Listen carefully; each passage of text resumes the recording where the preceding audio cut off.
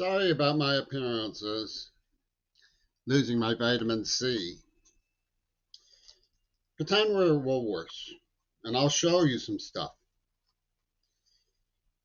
Now, Martha Gellhorn wrote me once in Astonish, not infirmity,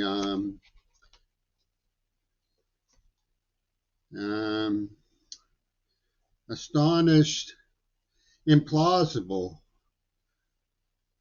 thunderstruck.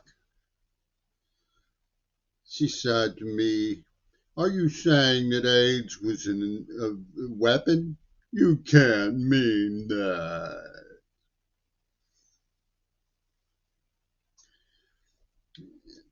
It was like George Bush would say, if AIDS was a weapon, that makes genocide a policy. I wouldn't do that.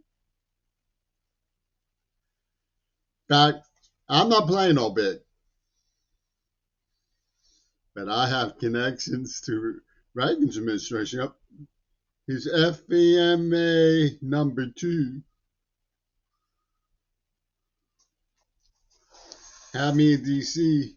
when, as Franklin Graham would say, I just happened to be there when Hinckley pulled his naughty hoop.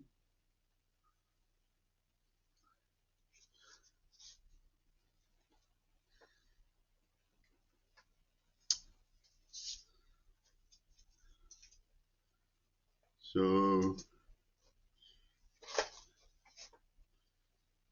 an analysis of the AIDS Confederacy would have to rely on the rule black Christian militias under Colin Powell. You can't have that. What would they want? What would they want with a humdinger? You know how they love humdingers. They would never, ever hurt a humdinger.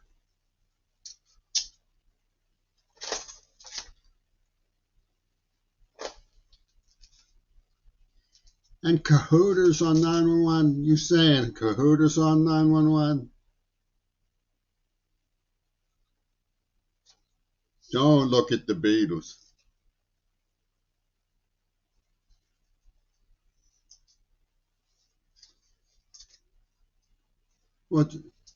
What's this here script they never talk about?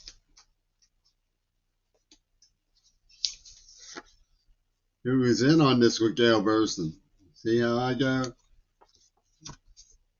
It's a work permit by the child traffickers for a child who wanted to be trafficked so she could get even for the access on a humdinger.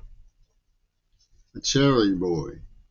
Status in the hive of Michael Todd.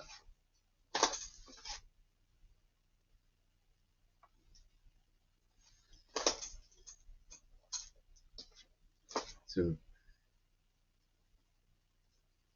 we get a laugh. We get a laugh when the good Brooks logs the queer maid out of church and makes off with his honey. We get a laugh.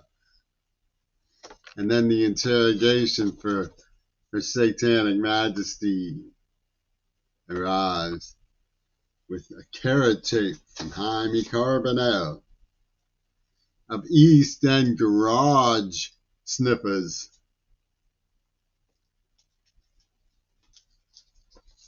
Good kind victory training. What's that got to do with Access Hollywood? Well, you're thinking, go ahead, queerball. Make the case that you're a nut. Rain on Monster Line.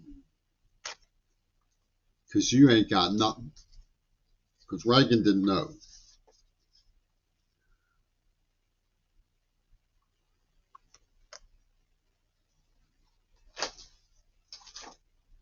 So, I promised you some observationtronics. And that's just what you're going to get.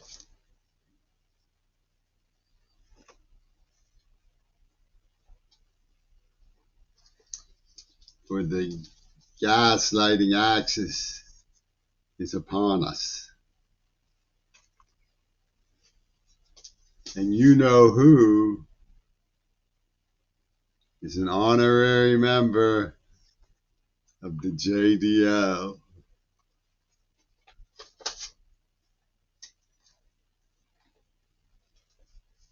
There's old Queerball at the Berlin Wall. Russian spies got in when the wall came tumbling down.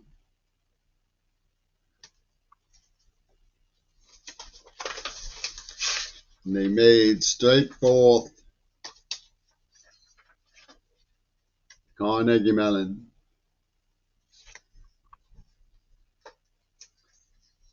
for their favorite flippy tune.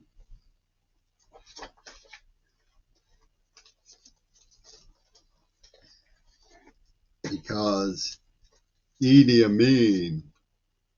Brian Eno is the walrus.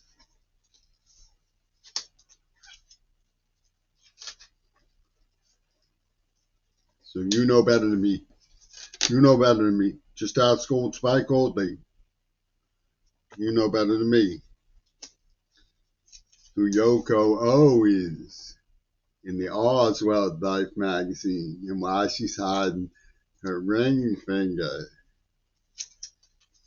And what's the crimson map coming up from the logical area.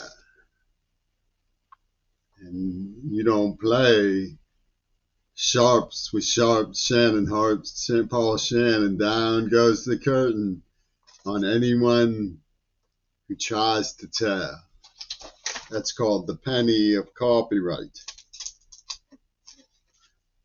And the penny of copyright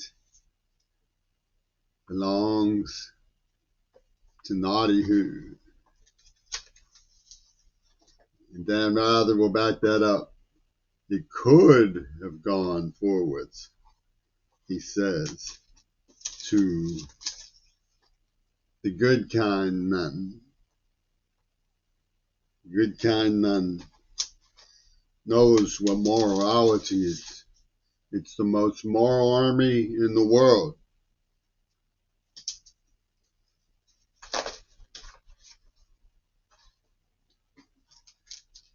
So